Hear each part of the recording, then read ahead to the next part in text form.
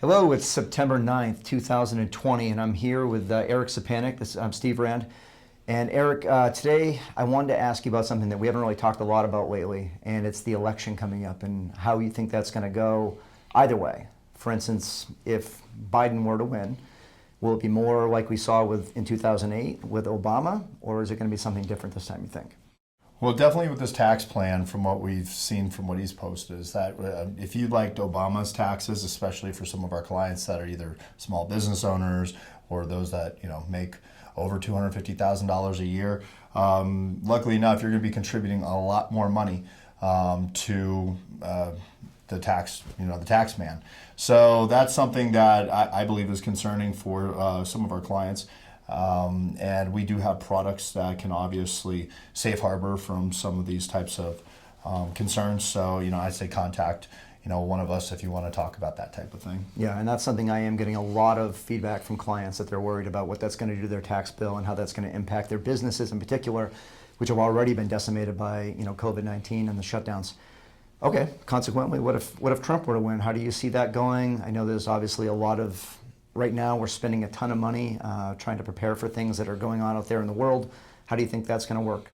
Well, with Trump, it's going to be, I think, if he gets elected, it's going to be a lot of what we've already seen. There'll probably be additional tax cuts, I think, without the concerns, especially if Congress ends up becoming primarily Republican. You'll see definitely tax cuts there. But the thing that Republicans and Democrats definitely have in common is their willingness and their ability to spend money, even when we have none of it. So when it comes to printing money and spending money and dropping money, they're no different than the Democrats when it comes to that. So that's one thing that we need to consider, that the dollar will once again have to take that brunt, because at this point in time we have to print in order to spend, and that's all there is to it. Yeah, and we've seen a tremendous amount of that, especially with all the rioting and the social unrest that's been going on and the amount of damage that's happened. Then of course everything's still coming out from COVID, the amount of money that's been spent.